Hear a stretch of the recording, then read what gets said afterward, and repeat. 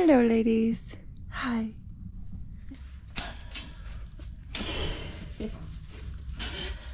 Oh, come on. Come on. Good morning. Hi. Hello. Hello, puppy.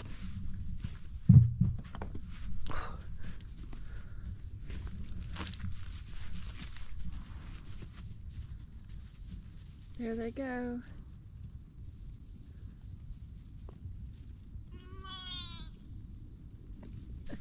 It's Saturday. Let's see what you weigh. Come on. Well, we started building the house probably 7 years ago when we did the foundation. Somebody said that our yard looks like their society lawn. What's a society lawn? I don't know. We're not in the right society, I think. Stay right there. 15, 14, we're gonna do it one more time. It's like trying to catch a chicken. Oh, goodness. Hold on.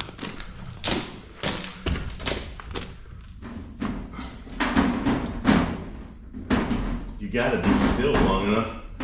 Stop. All right, 14, 15. 14 pounds, 15 ounces. 15, 14. 15, 14. All right. Hello! Look at you guys! Apollo, you want to go for a walk? Come on. Alright. Let me throw this a couple times.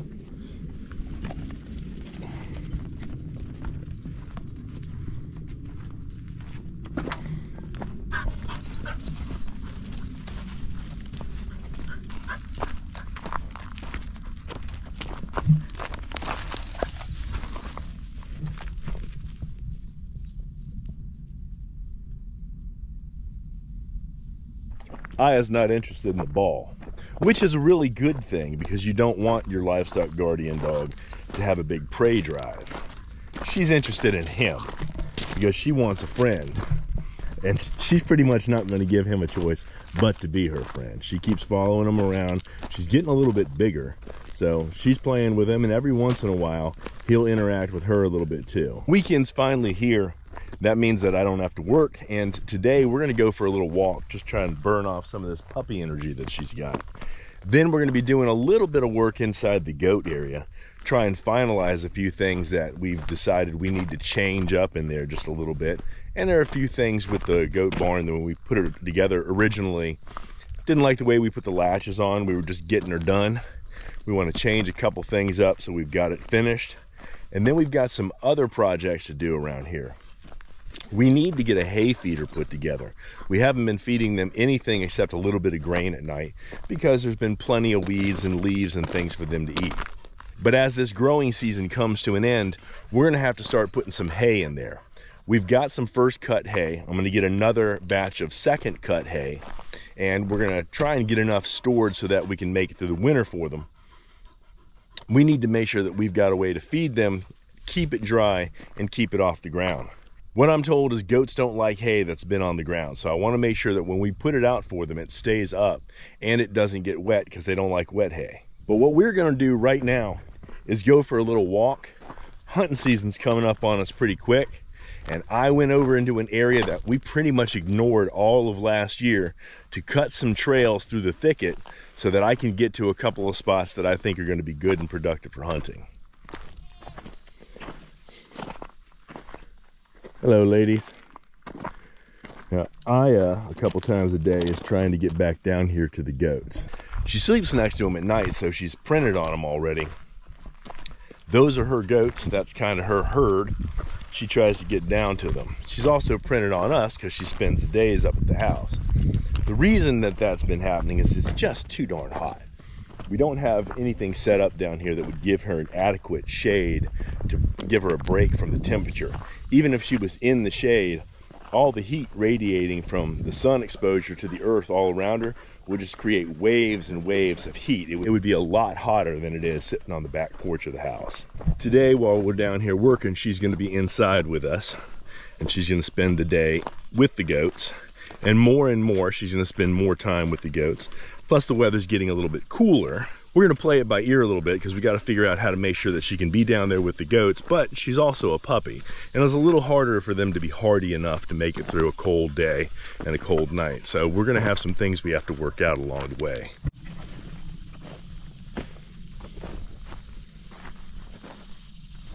Now I'm trying to get things set up a little bit so that I've got a place that I can hunt, and I know that deer, just like people, like to use a trail. I'm opening up some trails, which also opens up so that my vision works. And I'm gonna set up in a tree over here, which is basically swamp bottom, and see if I can get myself a view of the field and some of the trails that cut in, just so I can get a slight bit of vantage point on some of these animals. See if I can't get something decent this year. The biggest thing right now is just getting her used to being on a lead, getting her comfortable walking on it. At first, putting her on there, she was twisting and pulling, didn't want to do anything. So my best experience with dogs when you put them on a lead and they want to pull against you is not to sit there and try and overcome their pulling. Then you get into a battle of wills. And their minds are simpler, and they probably are going to win. What you do is just let them pull, ease up on the leash a little bit, and then after they've relaxed, you give them a little bit of a gentle tug just to get them going in the direction that you want them to go. Then you let up on it. She's at the point now where she walks next to me pretty easily, and having him up ahead doesn't hurt at all.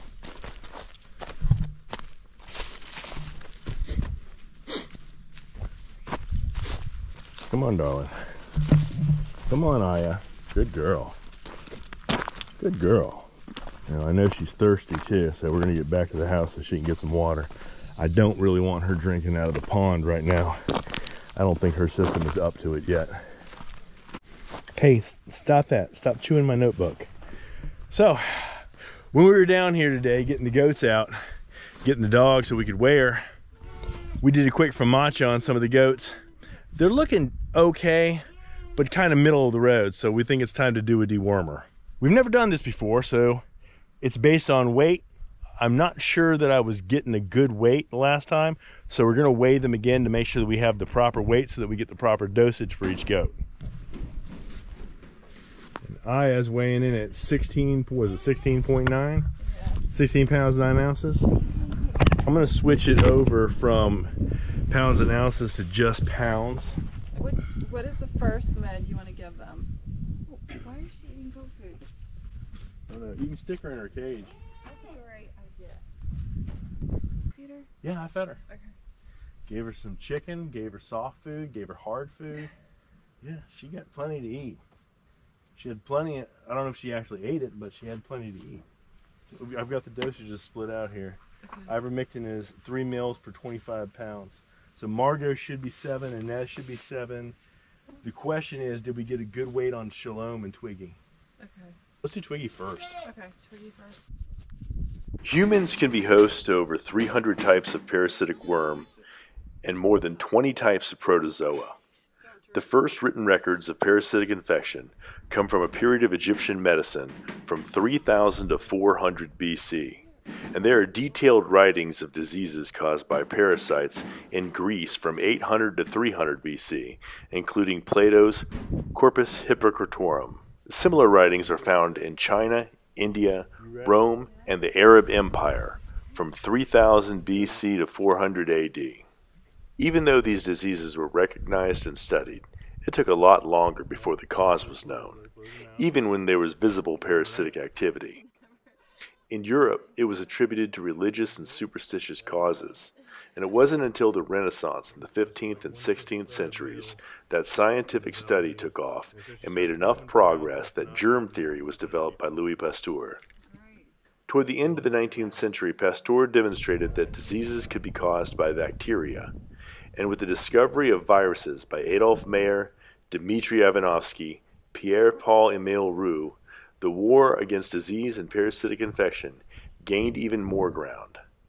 Before this time, even when diseases could be identified, treatments were usually based on locally and regionally available natural remedies. Some worked, but most simply treated the symptoms of the patient while they became more ill.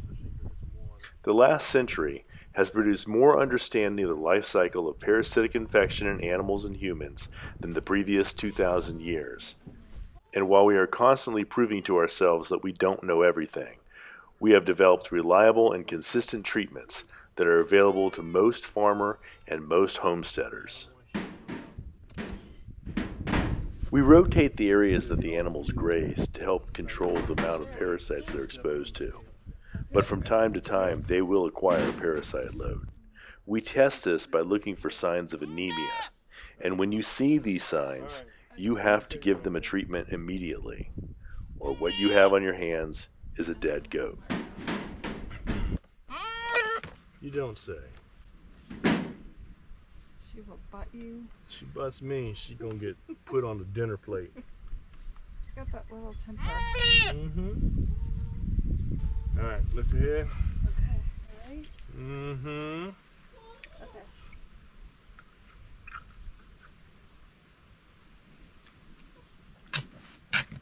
Yeah, good stuff. The best.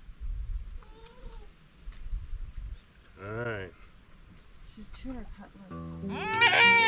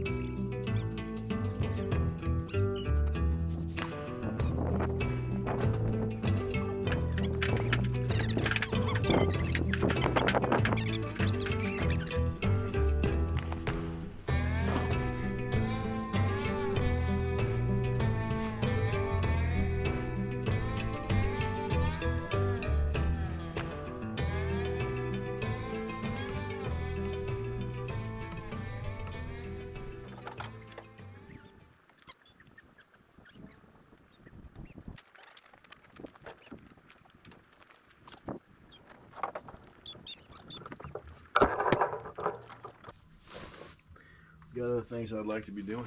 What do you want to be doing? I'd like to be working on setting up to hunt. That's one thing. Ah. I'd really like to be building the case for that air conditioning. Okay. Do you know Because- how you're going to do it? Yeah. Okay. It's ugly and I don't like it. I don't like Every it. time I see it, Makes you mad. it makes me mad because I feel like I did a bad job. Well, how can I help you wrap that up? We need more material. I need a little bit more material. Okay. Can you give me ears? Ears? Yeah. Yep. I'm going to Here's squeeze your- by you then. It's gonna blow my ears right out. You won't. Let's try this next one. Come down a little bit so I'm not blowing air in my face like that.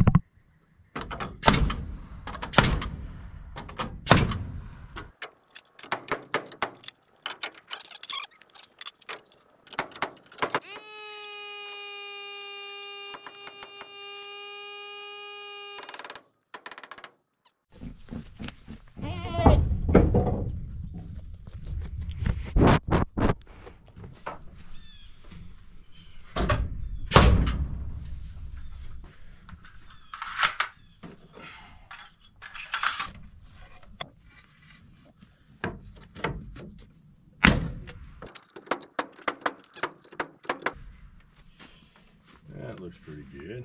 Come on out of there. Come on. All right, today's dilemma. I built this little A-frame right here. Very simple.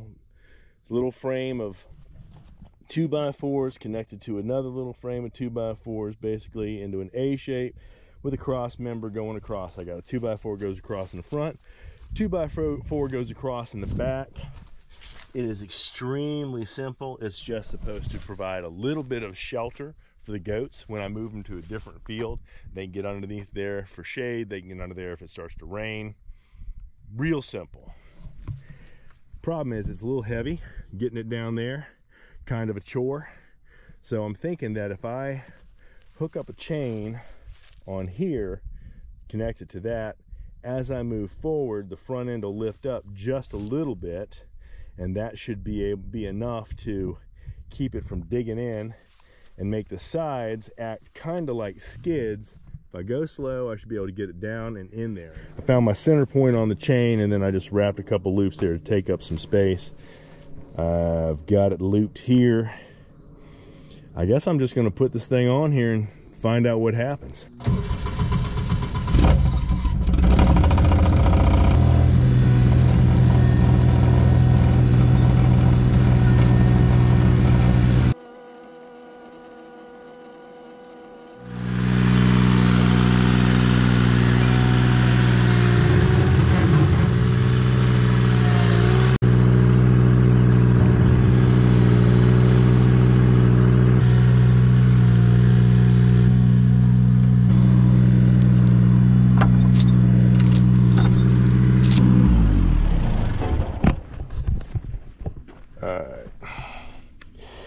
Get this and then get over here and stop this dog from harassing the livestock. Aya, no. You're being naughty. Yeah, you're being naughty. Shouldn't do that. Come here, come here. I gotta put you up. I gotta keep you separate from them. You gotta go inside your run. Stop. There we go.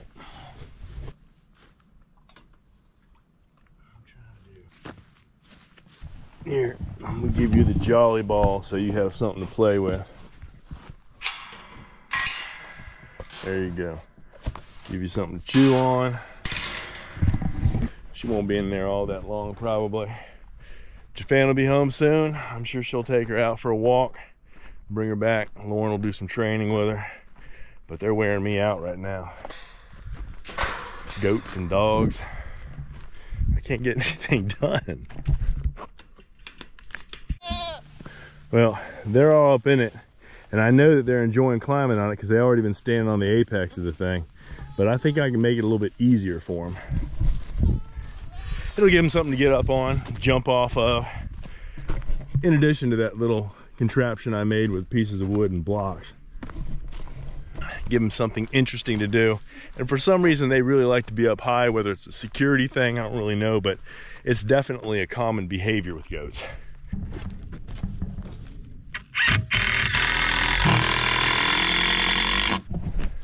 I'm kind of shocked. They usually run like crazy when they're out here in the rain, but they're over there eating the leaves off poplar trees. So they seem to be pretty happy.